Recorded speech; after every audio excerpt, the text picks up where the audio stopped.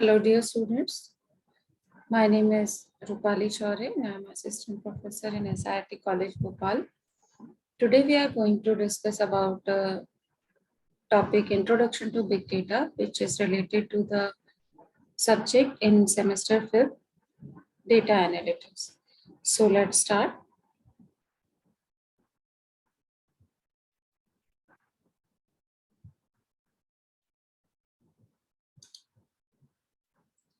In this lecture, we will discuss a brief introduction to the big data, where the big data comes from, the challenges and the applications of big data, the characteristics of big data, and in terms of volume, velocity, variety, and many other V's.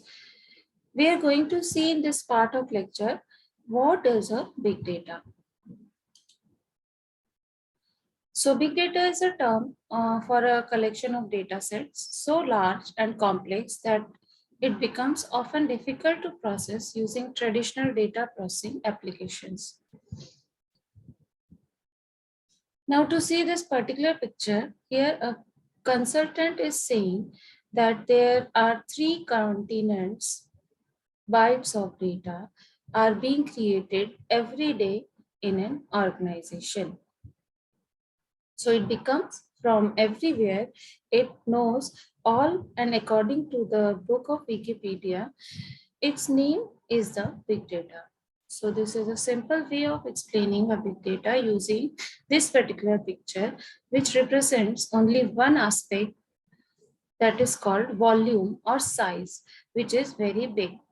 We will see more such challenges in terms of big data and this particular lecture. So such a huge volume of a particular data poses various challenges, which includes how to capture such a big amount of data, how do you cure it, how do you store such big amount of data, and how can you search any specific data item from the big data, and how do you share this information, and how to perform the transfer of this huge volume of data. Also, we will see other further challenges like doing the analysis and analytics, its visualization, which is often useful for too many applications, where this big data is going to be used nowadays. So now the trend to this larger size of data sets is due to this additional information, which are derived from the analysis of a single set of large related data as compared to the smaller sets. With the same total size of the data, this large size will allow to correlation to be found to various opportunities to exploit in terms of spot business trends, to determine the quality of research, to prevent the diseases, to link the legal citations, to combat the crimes and determine the real-time roadway traffic conditions, etc.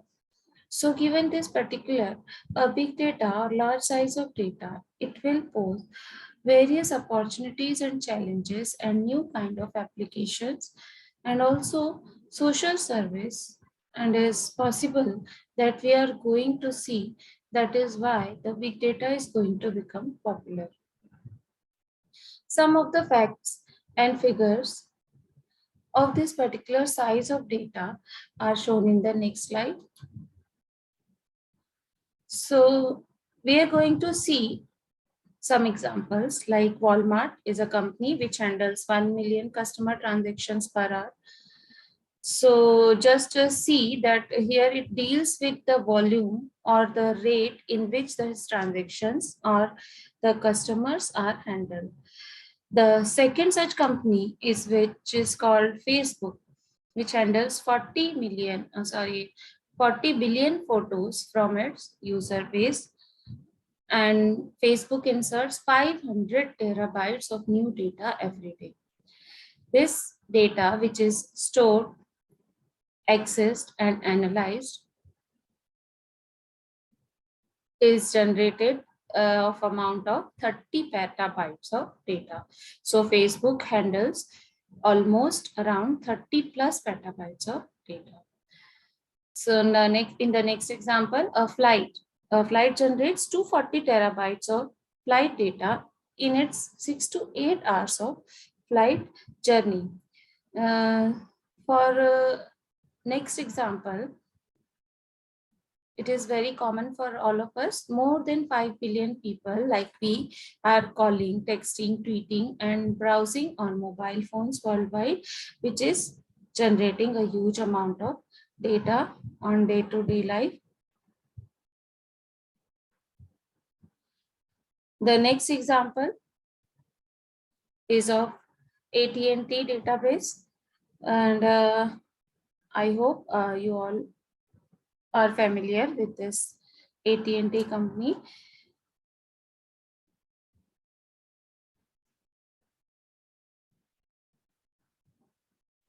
AT&T databases, which boosts the titles, including the largest volumes of data, and it is around 312 terabytes, and the second largest number of rows in a unique database. So this particular company is the example which uses the large size databases. That is the data which are at the store, and then it has to perform the computations on this large size data set to gain the insight and basically drive the business of the company. Now let us see the volume with an insight that one can see by the data.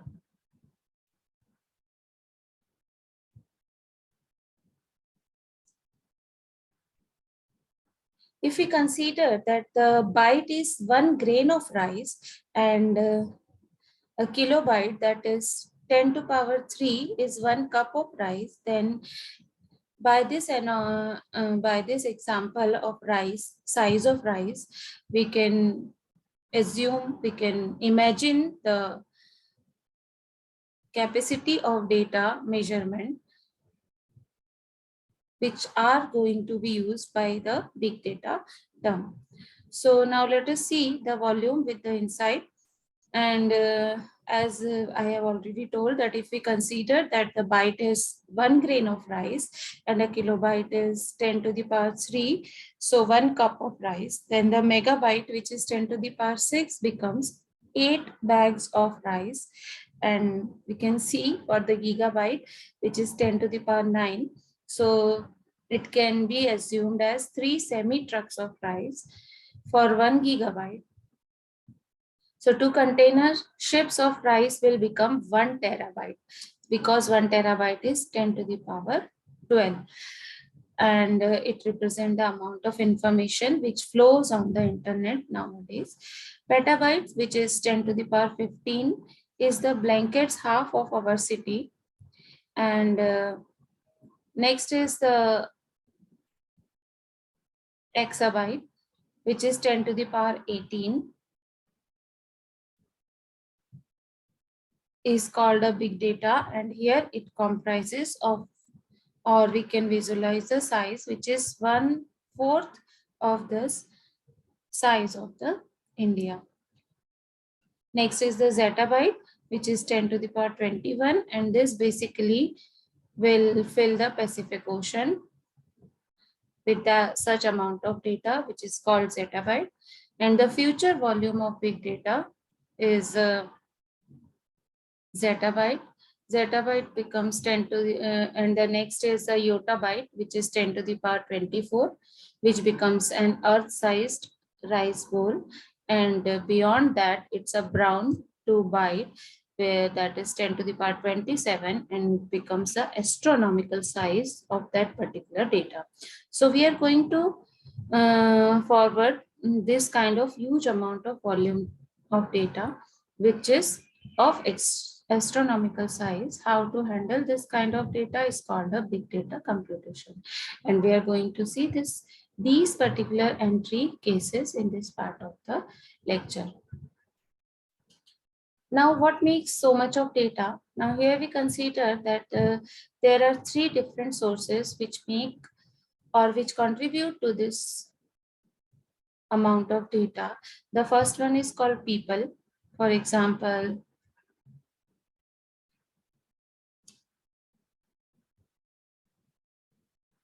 You might have seen the Facebook or people carrying the mobile phones all the time.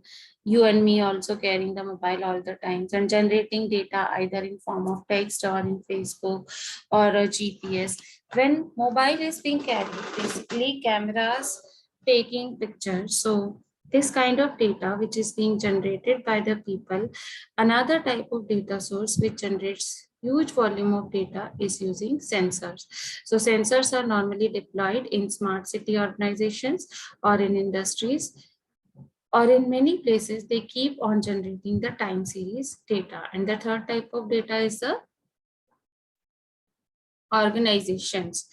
So the organizations normally do the transactions of other services, which transactions also and customers transactions also will become the source of data for this kind of organization. And this all together will form large amount of data and very typical computing patterns. So the data on the internet basically sometimes requires to do the analysis over the live statistics that we are going to see here in this part of lecture.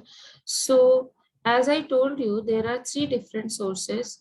One is user. So user, which are basically using services like Facebook, Twitter, Google, other social media network. They are generating data. And the second kind of sources which you see over here is the devices, basically high-end devices with sensors. They are generating IoT based data. For example, smart meters and data on RFID tags in the objects like that. And data in this camera, which is there, and sensors, which are there to inside mobile phones. They are generating data. The sensors, they are continuously generating data, and also 2+ billion people on the web and this particular size of the web are contributing enormous amount of data. So there are all kind of sources which are now generating data, and this is becoming big size of data. Another example of here in the slide, you can see how we are generating data. And another example of big data at work is our crowdsourcing. So what is crowdsourcing? It is a particular data which will be taken up or captured and perform the computation on it to basically gain the insight of the traffic congestion on the roads, are doing the sensing where, let us say, an ambulance is moving and it requires a green path, and also it will perform or it will give a route on the map, and the routes are computed using this particular situation which is dynamically changing at a particular time. So where is the problem in this particular entire landscape of big data? Now we see that in traditional RDBMS, these queries is not enough sufficient to get useful information out of the huge volume of data. Here in the slide, you can see that what are the problems. The first one is traditional database queries are not sufficient, and to search it with traditional tools to find out if the particular topic was trending or take so long that result could be meaningless. By the time, that means it requires a real-time computation or retrieval of that particular data, which is required at a particular point of time. And the traditional RDBMS operations that retrieval are slow, and it is not useful for many of the applications.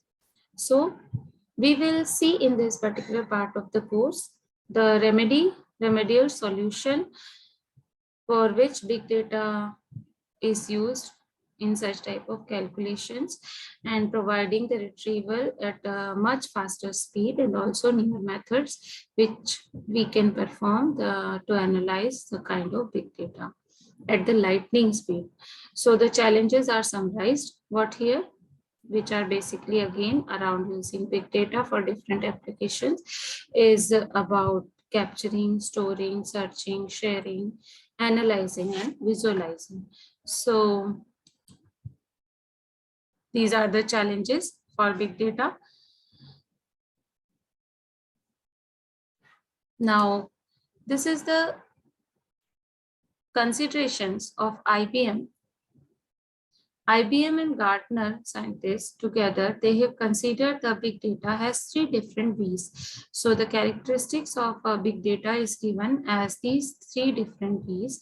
So here Gartner or explained or IBM also considered three most important three V's which characterize the big data are volume, velocity, variety. What are these and how it is going to signify this particular data as the big data? So the characteristics of these particular features, that is volume, velocity, and variety, will characterize the data as the big data. And we will see that when we say that it is the volume, that is the size, that is beyond petabytes, which we have already seen.